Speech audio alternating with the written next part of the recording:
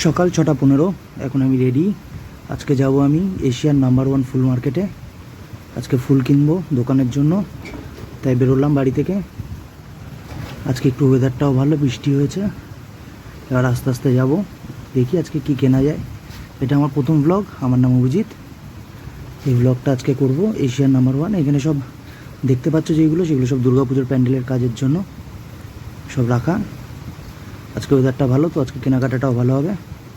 বাড়ি থেকে বেরিয়ে পড়েছি, 6:15 বাজে। এবার গেটটা বন্ধ করে আস্তে আস্তে হাঁটবো। তো আমার নাম অভিজিৎ, আমি এই প্রথম আমার ব্লগ বানাচ্ছি, এর আগে কোনো দিন বানাইনি। তো আমি আমার ব্যাপারে কিছু কথা বলতে চাই। যারা আমাকে চেনে তারা জানে আমি 2019-এ আর্কিটেকচার কমপ্লিট করি, কিন্তু কলেজে থাকাকালীনই প্রচুর পরিমাণে মাদকদ্রব্য সেবন করার জন্য আমার কেরিয়ারটা পুরো ধ্বংস হয়ে যায়। এখন এই ফুল বিক্রি করে নিজের জীবন কাটাচ্ছি, বেশি কিছুই করতে পারি না। অল্প স্বল্প কিছু টাকা ইনকাম হয়, সেই টাকা দিয়ে সুখে আছি। শুধু একটা কথাই বলবো, নেশা করার কারণে যাদের জীবন নষ্ট হয়েছে তারা থেমে যেও না, জীবন এখনও অনেক বড়। তো আমি এই আশাটা রেখে এগোচ্ছি, দেখি কি করতে পারি। জীবনে অনেক ভুল করেছি, আর ভুল করতে চাই না। তো আজকে আমার প্রথম ব্লগ শুরু করলাম। সে প্রথম ব্লগের একটাই কারণ, আমি দেখাতে চাই কীভাবে জীবন সার্ভাইভ করতে পারে এই সমাজে। তো প্রত্যেকটা মানুষ যেভাবে জীবন সার্ভাইভ করে আমিও করার চেষ্টা করছি। চাকরি আমার চলে গেছে অনেক দিন আগেই। নেশা করতাম, অফিসে গিয়ে নেশা করতাম, তো তার জন্য চাকরি চলে যায়। 12 বছর রিলেশন শেষ হয়ে যায়। পরে চেষ্টা করেছিলাম, কিন্তু আর সেইভাবে চাকরি করতে পারিনি। কেরিয়ারের পিক থেকেই আমি চলে এসেছি। 5-6 বছর ছিলাম আর্কিটেকচার লাইনে, তো তারপর আর নেই। এখন অল্প স্বল্প যা ইনকাম হয় তাতেই নিজের জীবন কাটাচ্ছি, পরিবারের সাথে সুখে থাকার চেষ্টা করছি। তো আমি এখন আমার পাড়ার রাস্তাতেই রয়েছি, গলি দিয়ে বেরোবো। এই যে কাকু আমার বাড়ির পাশেই থাকে, উনি অফিসে যাওয়ার জন্য রেডি। এখন সকালবেলা উনিও টোটো ধরবে। এখন আমি যাব, একটা ভ্যান ধরবো, ধরে যাব স্টেশন থেকে ট্রেন ধরে আমার গন্তব্যস্থল। কাদা কাদা হয়ে রয়েছে, আমাদের রাস্তাটাও খুব একটা ভালো না, সব ভাঙাচোরা অবস্থা, কিছুটা আমার জীবনের মতনই। এটাও গর্ত, জল জমে রয়েছে। এবার টোটোতে দেখি। না, আজকে আর টোটো পাইনি, কারণ আজকে ভ্যান পেয়েছি। এই হলো রাম মামা, আমার বাড়ির পাশেই থাকে, ছোটোবেলা থেকেই মামা বলে ডাকি। সে আজকে আমাকে নিয়ে যাবে। ট্রেন লেট হয়ে গেছে বলে আমি রিজার্ভ করে বেরিয়ে যাচ্ছি। 30 টাকা লাগবে রিজার্ভে, যেহেতু নাহলে ট্রেন পাবো না, ট্রেন লেট হয়ে যাবে। ওয়েদারটা ভালো, তাই খুব একটা অসুবিধা হবে না। রাস্তাও বেশ যা চকচকে করছে। গরম যা পড়েছে তাতেই ঠান্ডার ওয়েদারে খুব একটা কষ্ট না হওয়ারই কথা। আর ওয়েদারটা একটু ঠান্ডা ঠান্ডা রয়েছে, তো শান্তিতে ভিড় ট্রেনে গিয়েও কেনাকাটা করে চলে আসতে পারবো। এটা আমাদের রাস্তা।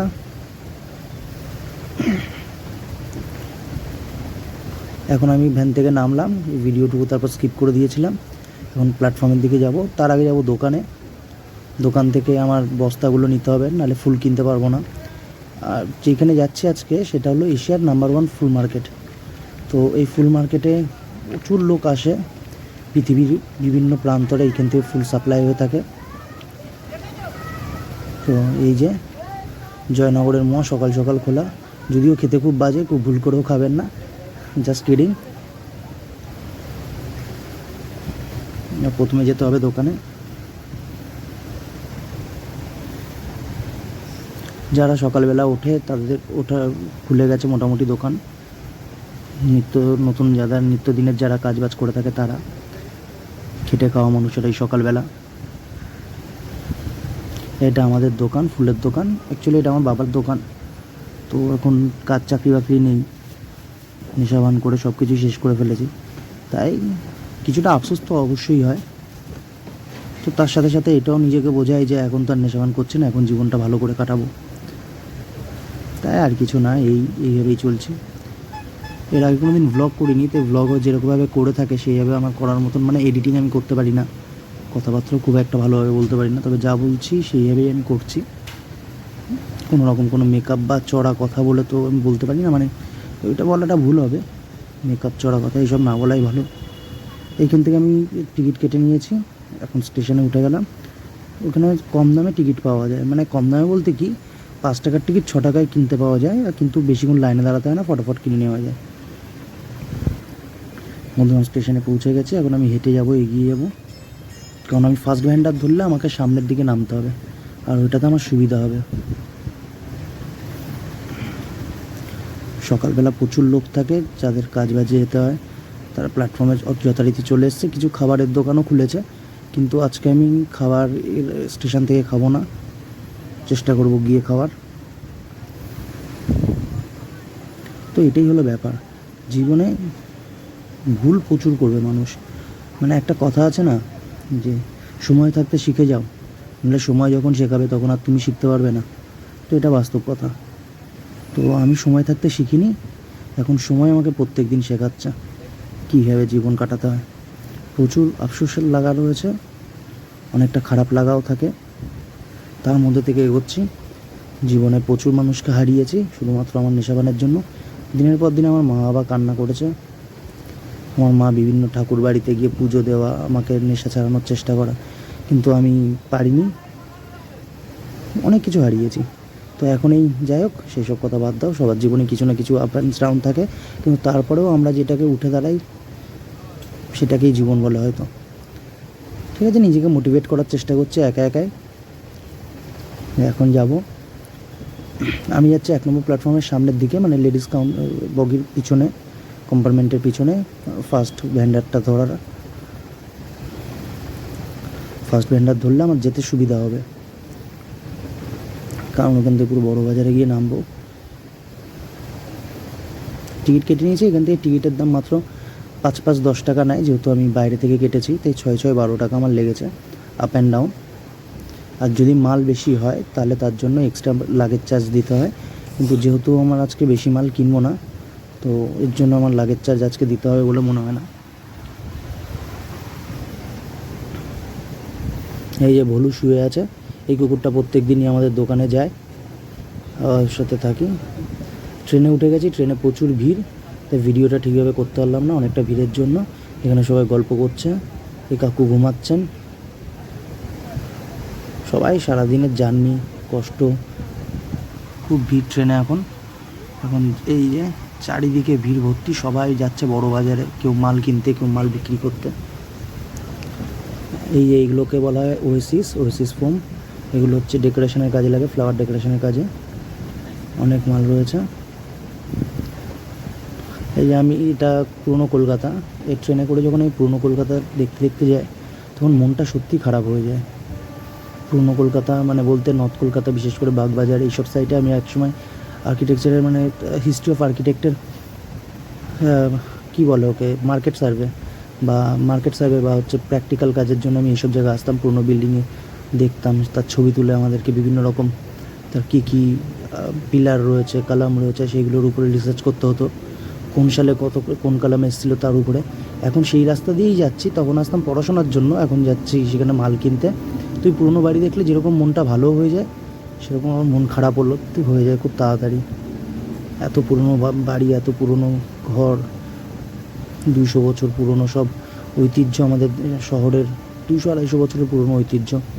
কিন্তু এইগুলো দেখে মনে হয় না 200-250 বছরের পুরনো, এগুলো খুব বেশি হলে 1 থেকে 150 বছরের পুরনো হবে। 150 বছর তো পুরনো হবেই।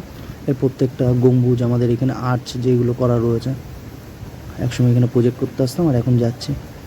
ঠিক আছে, খারাপ লাগা থাকে খুব পরিমাণে, সেগুলো যেগুলো আমার মনে হচ্ছে সেগুলো আমি ক্যাপচার করে নিচ্ছি। ট্রেনের বাইরে নেমে আর এগুলো দেখতে এখন মানে খুব ভয় লাগে বলতে, অ্যাকচুয়ালি এখন এই ট্রেনের থেকে বাইরে বেরিয়ে দেখব। আগে যেরকম মানে ট্রেন থেকে যেতে যেতে কোনো স্টেশনে থামলে সেখান থেকে নেমে এগুলো সার্ভে করতে যেতাম, তখন একটা ভালো লাগা থাকতো, এখন আর নেই। বড়বাজার প্ল্যাটফর্মে আমাদের ঢুকে গেছে ট্রেন, এবার আমি গাড়ি থেকে নামবো।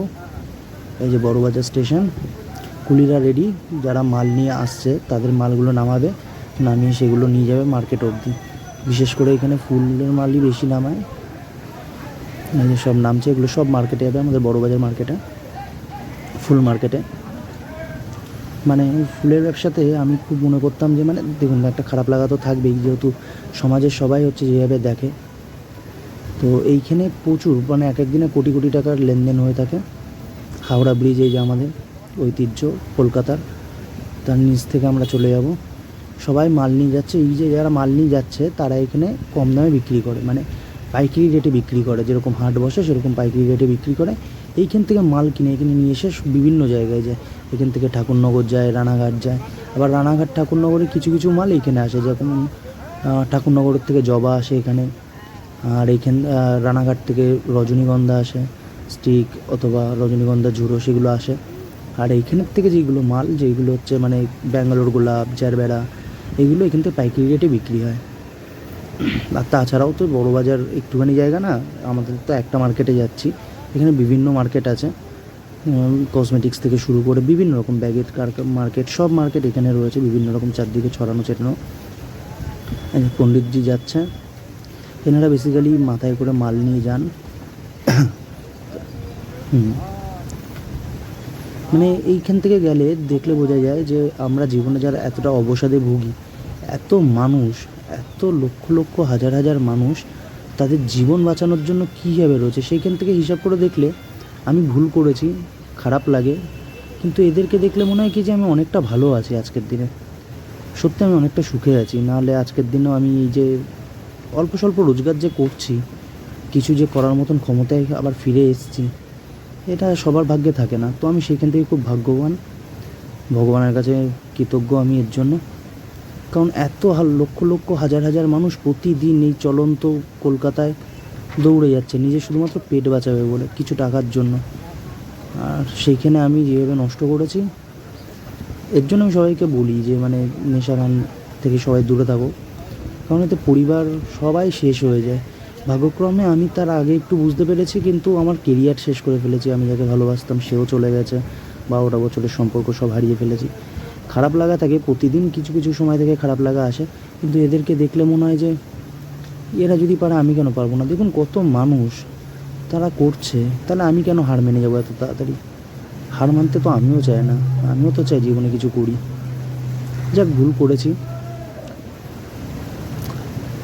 আজকে আমি দেখাচ্ছি আজকে আমার একদিনের রোজ কীভাবে যায়।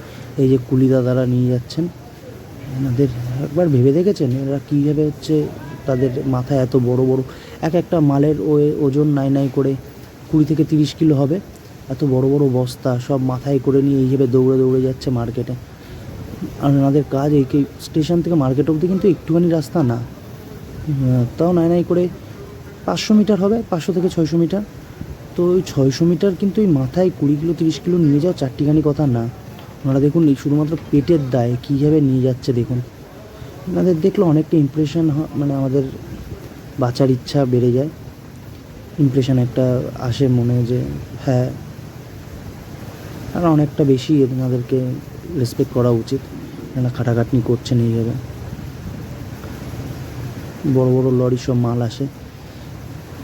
এই দেখুন ঠিকভাবে পা ফেলছে পুরো কাদা রাস্তার, মানে গাড্ডা ভর্তি, তার মধ্যে থেকে দেখুন কোমরটা দেখুন তাদের যে কতটা ওয়েট হলে তাদের এইভাবে যায়। আর এই ডান দিকে পুরো ভ্যাট, যত ময়লা সব এখানে ফেলে, তারপর পৌরসভা নিয়ে যায়, মানে কর্পোরেশন থেকে নিয়ে যায় এইসব নোংরাগুলো।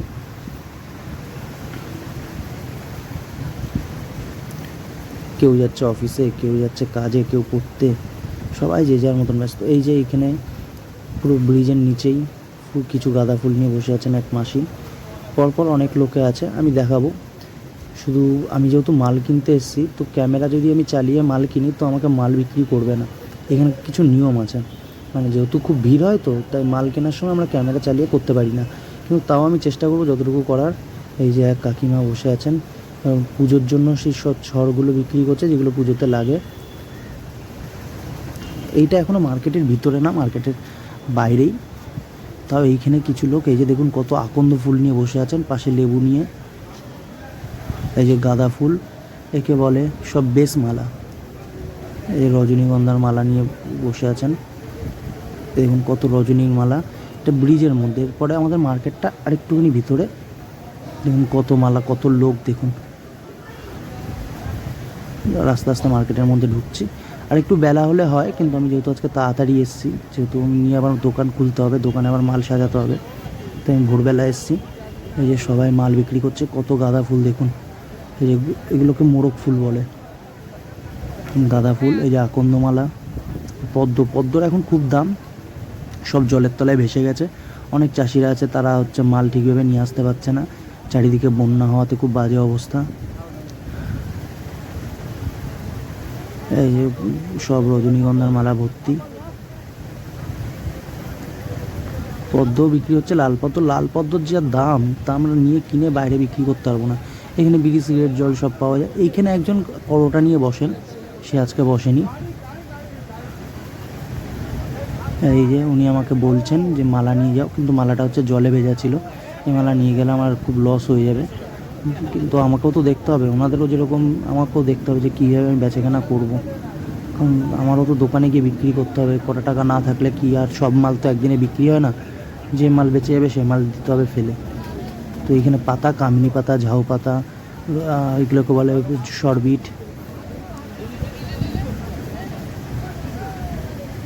এই যে মার্কেটে ভর্তি রজনীগন্ধা। এবার আমি যাব, এই যে রজনীগন্ধা সব দেখছেন, আমি জিজ্ঞাসা করলাম এই রজনীগুলো কিনে নিয়ে আমাদের মালা বানিয়ে বিক্রি করতে হয়। এতে দেখুন কত মৌমাছি উঠছে। এই যে গোলাপ, এইখানে হচ্ছে আমরা মালগুলো নিয়ে এসে এক এক করে জমা করি। এই যে একে বলে ব্যাঙ্গালোর গোলাপ, পদ্ম, দেখুন তোড়াগুলো কীরকম বানানো, এগুলো সব ফলস ফুলের বানানো।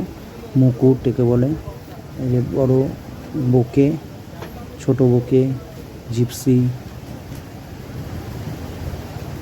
তোড়া, এক এক সব আছে। এই যে ব্যাঙ্গালোর গোলাপ, জারবেরা, ওই নীল কালার যেটা, ওটাকে বলে কন্ডিশনার। এখানে বিভিন্ন রঙের ব্যাঙ্গালোর গোলাপ আছে, আমি এখান থেকে নিয়েছি 6 বান্ডিল ব্যাঙ্গালোর গোলাপ। আর এই যে এটাকে বলে কন্ডিশনার 2-3 কালারের হয়। আর জারবেরা, এই যে এগুলো হচ্ছে লোকাল জারবেরা 2 রকমের হয়, লোকাল জারবেরা আর ব্যাঙ্গালোর জারবেরা। এগুলো হচ্ছে ব্যাঙ্গালোর গোলাপগুলোর দাম আছে, তো এগুলো দেখতেও ভালো হয়, 10-15 দিন থাকে, বড় সাইজ হয়, খুব সুন্দর দেখতে লাগে। এই যে কামিনী পাতা, এগুলো হলো লোকাল গোলাপ। এই যে মোরগ ফুল, এই রজনীগন্ধা স্টিকে তো হাত দেওয়া যাচ্ছে না, প্রচুর দাম, গাছ নাকি সব জলের তলায়, এর জন্য বিক্রিও করতে পারছি না আমরা দোকানে, খুব একটা অসুবিধার মধ্যে রয়েছি, কেউ কিনছেও না সে মাল। এত দাম দিয়ে কী করে মাল কিনবে, সবারই তো পকেটের অবস্থা দেখতে হবে। এগুলো জারবেরা, এগুলো সব বড় বড় দোকান, এইসব দোকানে হচ্ছে ক্যামেরা অন করা বারণ, তবু যেহেতু আমি এখান থেকে মাল নিই তাই আমি ক্যামেরা করতে পারছি, নাহলে ওইখানে লেখাই থাকে। দেখুন কত মৌমাছি উঠছে, এই মৌমাছি উঠছে মানে এদের মধু খাচ্ছে, কিন্তু এগুলো ফোটা ফুলগুলো নিয়ে আমি রাখতে পারবো না, এর জন্য ফোটা ফুল আমি নিই নি। এবার যাবো আর একটু ভিতরে, এখানে জুঁই ফুল, অনেক ফুল পাওয়া যায়। আর এখান থেকে লোকাল কিছু ইয়ে নেবো, গোলাপ নেবো, লোকাল গোলাপ সব।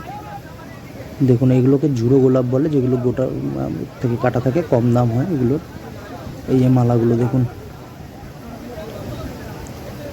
সব গোলাপের মালা, ঝাউ পাতা, দেবদারু পাতা। এই যে এখান থেকে আমি গোলাপ নিয়েছি। এই ছেলেটা হচ্ছে আমার বন্ধু হয়, ও এখন বসে আছে বিক্রি করছে ওর মতন, তার ডাকলাম না। বন্ধু বলতে এখান থেকে আমার পরিচয়, এরাই এই করতে করতে একই ট্রেনে আসি আমরা, সেখান থেকেই পরিচয় হয়েছে। এখানে এমনি লুজ কিনতেও আসে অনেক লোকেরা, যাদের বাড়ির পুজো তারা কিনতে আসে, কিন্তু সেই ক্ষেত্রে এরা মানে অ্যাকচুয়ালি মুরগি হয়ে যায়, কারণ তারা ভাবে হয়তো এখান থেকে কমে পাবে। এই যে অর্কিডের মালা হয়ে রয়েছে, কিন্তু ব্যাপারটা হয় কি, যখন এখান থেকে নিতে আসে তো এখানকার লোকেরা দেখলে বুঝতে পারে যে এরা এখানে আসে কিনা, কারণ প্রত্যেক দিন তুমি যেখানে যাবে সেখানে তোমার একটা চেনাশোন থাকবে, হিসাব মতন ঠিক আছে, কারণ তারা জানেও না কীভাবে মালটা নিয়ে যাবে, তো ঠিক আছে, তাও তাদের নিজেদের স্যাটিসফ্যাকশনের জন্য এখান থেকে নিয়ে থাকে।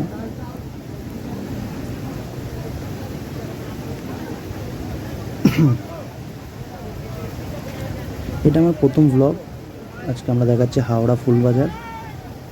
তো সেই ক্ষেত্রে আমি হয়তো অনেক ভুল ত্রুটি করে থাকবো, ব্লগ কীভাবে বানাতে আমি সেটাও ঠিকভাবে জানি না। যদি কোনো ভুল ত্রুটি সত্যি আপনাদের মনে হয়, আমার কোনো কথা যদি মার্জিত না থাকে তাহলে দয়া করে আমাকে ক্ষমা করে দেবেন, আর আমার ভুলগুলো আমাকে ধরিয়ে দেবেন। আমি শুধরে নেওয়ার চেষ্টা করব পুরোপুরিভাবে। এই যে এটা হলো বেসমালা বিক্রি করছে, এই যে জুঁই ফুলের অবস্থা খুব খারাপ। আমি দাম জিজ্ঞাসা করেছিলাম, যেহেতু ক্যামেরা করছিলাম উনি হয়তো ভাবছে যে, যেহেতু মোবাইলেই করছিলাম উনি বুঝতেই পারছিল ভিডিও রেকর্ড করছি, তো আমাকে প্রথমে বলেছিল যে এক দাম, তারপরে আবার বলছে এক দাম, মানে যে দাম বলেছে সেটা অতিরিক্ত দাম বলে। আমি তাও নেব ওনার কাছ থেকে, আমি আগে একবার দাম জিজ্ঞাসা করে গেছি। একে বলে 1.20, এর নাম হরি। ও আসে সেই ঠাকুরনগর থেকে এখানে মাল বিক্রি করতে। ছেলেটা ভালো ছেলে, কি করবে সবারই পেটের দায়, ওরা কিনে এগুলো বানিয়ে রং করে তারপর বিক্রি করে। এবার আমি নেব মালটা। হরি আমাকে বলছে, দাদা তুমি যে মাল নিচ্ছ ক্যামেরা করছো, আমাকে অনেক কথা বলেছে, সেগুলো এখন শোনাতে পারছি না। যেহেতু দেখুন আমরা যেসব কথাগুলো বলি মার্কেটে থাকতে, সেই কথাগুলো তো আর ভালো কথা বলি না। আমাদের মুখের ভাষা তো আর সবসময়, দেখুন মুখের ভাষা যদি আমাদের ভালোই হতো তাহলে আমরা বড় বড় অফিসে চাকরি করতাম, আমরা এখানে বসে চাকরি করতাম না, মানে চাকরি বলতে কাজ করতাম না, এরকম কাজ করতাম না। তো আমাদের মুখের ভাষা খুব একটা ভালো হয় না। আমরা ইয়ার্কি মারলাম ওর সাথে, একটু আমার সাথে ইয়ার্কি মারলো, সেগুলো শোনাতে পারবো না। যাই হোক, এবার আমি যাচ্ছি আবার।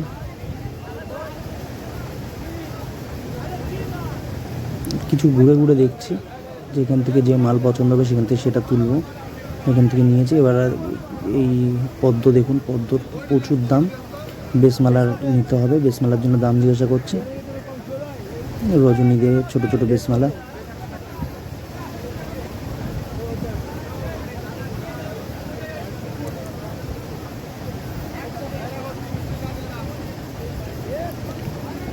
যা দাম বলেছে বেসমালা, সেই বেসমালা নেওয়া যাবে না। অ্যাকচুয়ালি আমি দামটা বলতে পারছি না, আপনারা গিয়ে দেখে নেবেন, দাম জিজ্ঞাসা করে নেবেন। আমি এখানে দাম বলতে পারবো না, যেহেতু আমি তো দোকানের জন্য নেব, আমি তাই দাম এখানে বলতে পারবো না। আর আমাকে মোটামুটি সবাই চেনে আমার এই শহরে। পদ্মর প্রচুর দাম। এগুলো হচ্ছে স্টোরের পদ্ম, মানে যেগুলো পেটিতে দেখছেন না, এগুলো বরফ দিয়ে রাখা হয়। এইগুলো সব বাইরে থেকে, মানে বাইরে বলতে কি মেদিনীপুর, বিভিন্ন বাংলার বিভিন্ন জায়গা থেকে আসে, এতে বরফ দিয়ে রাখা হয়। এই পদ্মগুলো নিলে আমরা বিক্রি করতে পারবো না, কারণ আমাদেরও তো 2-3 দিন, একদিনে তো সব বিক্রি হয় না, আমাদের দোকানে রেখে রেখে বিক্রি করতে হয়। তো আমাদের খারাপ হয়ে যাওয়ার একটা ভয় থাকে। এই যে এটা হলো ঠাকুরের জায়গা, যেখানে আমি আমার মালগুলো, এতগুলো মাল আমি নিয়েছি, এইটাও আবার রাখলাম। এটা হচ্ছে ঠাকুরের ভাই, মানে এও ঠাকুর হয়, এরা সব মাল বিক্রি করে, মাল বেঁধে দেয়, ওদের এখানে রাখি। এবার যাচ্ছি গঙ্গার পাড়ে, কারণ গঙ্গার পাড়ে গেলে মনটা শান্তি হয়ে যায়।